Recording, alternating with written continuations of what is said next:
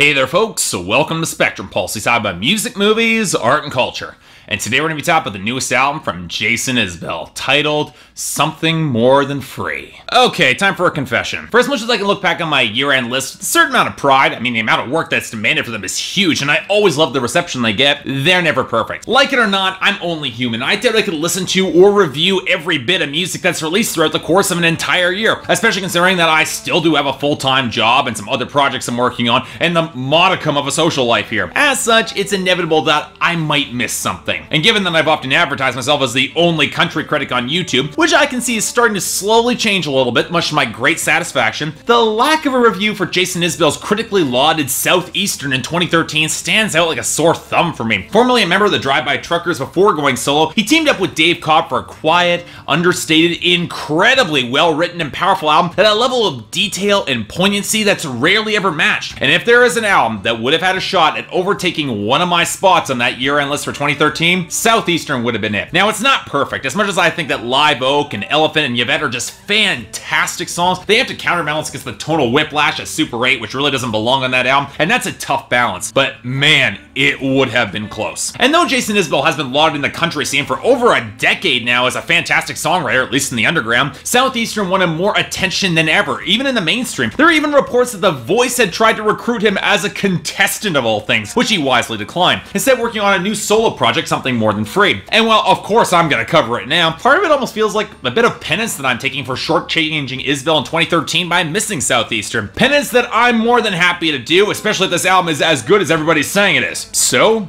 is it? Well, okay, almost no surprise, the album is excellent. And really, it's the sort of album that is so damn great, so consistently strong that it's hard for me to really criticize. Does it have the gut-punch moments of Southeastern? Well, no, not really. But I'd argue that the moments of emotional pathos are still here, just presented in a bit of a subtler way. One thing's for damn sure, it's easily one of the best country albums you will hear this year in terms of the writing, performance, and even the instrumentation and production, which is more even and does show off more experimental subtleties that I found to be a real pleasant surprise. But here's the thing. For as much as I love Dave Cobb as a country producer, I've oddly found some of his work with Jason Isbell to be a little bit lacking. Nothing terrible, but it always feels that it's lacking in the grit or the swell that he provided to, say, Lucette or Sturgill Simpson. Certainly not bad work, let me stress this. He runs circles around most of his mainstream country contemporaries, but it always feels like the textures are a little bit too burnished and sanded back to really give Isbell the punch that he needs. Now, sure, I'm not going to deny that the layering and melodic interplay on a song like If It Takes a Lifetime, it's great, but for some of the electric guitar, it doesn't quite have the ragged edge and some of the fiddle tone that would demand for the punch. And sure, there are moments where this really does work. The gentle mid-tempo balance on How to Forget augmented with the supple bass line, the pianos, the stripped-back acoustic nature of Flagship, the waves of strings supplementing The Life You Chose. But I can definitely see where some would argue it doesn't quite have the ragged, more immediate punch of Isbell's earlier work. But things get significantly more interesting if you dig a little bit deeper. The squealing electric melody punctuating the great chorus on 24 Frames, it's almost close to indie rock. The ragged violin punctuating the thicker guitar lick and piano in the title track, the brittle acoustic elements of Speed Trap Town that bleed into this really grimy solo that's great, and then there's the progressive haze and stellar instrumental outro with those cacophonous drums, the strings, and the howling guitar in the album's centerpiece, Children of Children, that feels like if Steven Wilson ever made a country song and it was awesome in every single way, shape, or form. Amazing song. Hell, the album even picks up some lo-fi heaviness as it continues near the end, with the roiling organs and strings fragments on the Charleston tribute Palmetto Rose, or the lo-fi swell that builds off this creaking acoustic guitar with some hints of fiddle onto a band that I love, which is honestly such a great fit that I kind of get why people want to see more of it on this album, especially as that piano melody rings through with that perfect balance. But here's the one thing that I think enhances some of that rougher feel that I think is going unnoticed. Jason Isbell himself. I mean, the guy's always had a solid and expressive country voice, but it's often been said that he sounds better live than on record because he throws so much more of himself into his material there. But what Dave Cobb does in the vocal production, it's subtle, but it's definitely potent. The vocal pickup is just a hint rougher, with the echo plates just close enough to give it the illusion of a live microphone. And where it gets interesting is that depending on the amount of the edge that the song filters through, Cobb either sharpens or softens that microphone pickup, and it sounds strikingly organic and even almost live in the best way possible. It's amazing. Such a little detail, but I love it. But honestly, that's a production nerd in me coming through. Let's talk about the element that everybody loves to talk about when discussing Jason Isbell, the songwriting. I shouldn't even have to talk about the technical elements here. The guy is a master of constructing intricate meter with grace and cadence to draw emphasis exactly where it needs to be on the right moments, especially on choruses verses like The Life You Chose or 24 Frames. And the man has a knack for detail-rich songwriting and framing that doesn't shy away from highlighting his own weaknesses and human frailties. He was one of the biggest reasons why Southeastern was so powerful. The wounds had very much healed, but the scars were vivid. And can you really move on knowing that those scars were still there? Something More Than Free sets a fair bit more distance between Isbell and his past, and this time it seems like said past is starting to catch up with him in ways that he never would have imagined. Now, some can make the argument that it renders the drama a little bit distant, with Isbell always seeming as the observer here, but the key difference between the writing here and say like on Jack White's last record, Lazaretto, is that Isbell was always the primary agent of action in the past and in the present. This is a record that comes with peeling through faded photographs and old regrets, either his own or the characters that he sketches out here, and thus that it kind of works that these aren't so much fully formed stories, but snapshots of these people, memories that seems to flicker and fade as time passes on with half-formed details. And what I really love is the dimension to these pictures, whether it be the small town where Isbell could have landed if things had run sour on tracks like If It Takes a Lifetime, or the struggle it takes to hold on to a dream of better things in the future on the title track. That same commitment to detail also appears on Speed Trap Town, which tosses out one of the most offhand but most poignant lyrics about high school sports I've ever heard. It's a boy's last dream and a man's first loss. The loneliness of the song resonates so powerfully as he reflects upon a neglectful father figure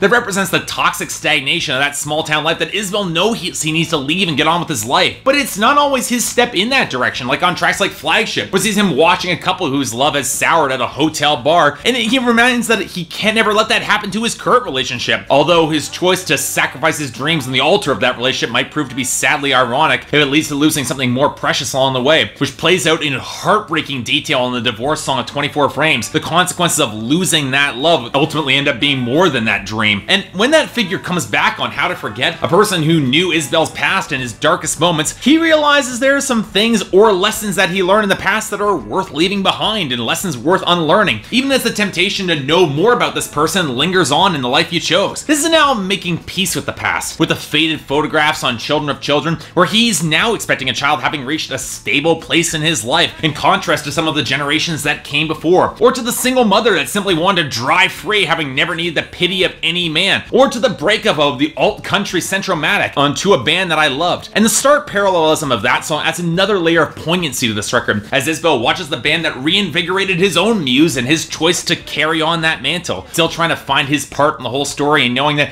it might just be able to give whatever sparse crowd is left listening to him the same muse, and that's pretty powerful here. In other words, Something More Than Free is a transitional record, but not in the way that most critics like me use that word as a stopgap moment between two different sounds, although I will argue there's a bit of that too. Quite literally, this is Isbell closing the door on his past, the darkness and the insecurities that he no longer revisits in the same way because he doesn't need to. And sure, you could argue it doesn't quite have the same darkness and drama of Southeastern, but there is still an air of finality to this album, the definitive closing of a chapter that does lend it some real weight, coupled with production that damn near captures that perfectly, and fragments of what his new sound could be on a future album. I absolutely love this record, easily one of the best of the year. It gets a 9 out of 10 and the highest of my recommendations. Folks, I will stress, this is the sort of record it will take time to grow on you. It's a bit of a slow burner, but if you take that time, Jason Isbell will give you something that is more than free and definitely worth cherishing all the more for it. So yeah, thanks a lot for watching. If you'd like to like and subscribe, I'd be more than grateful. Seriously guys, get this album, it's freaking amazing. But yeah, what did you guys think? Love it? Hate it? Why? If there's anything else I may be able to do to improve my presentation, I'm all ears, but if there's anything else, any other albums coming out that you want me to take a look at, I'd be more than happy to give them a listen. Until then, I'm Mark, you're watching Spectrum Pulse, and I'll see you next time.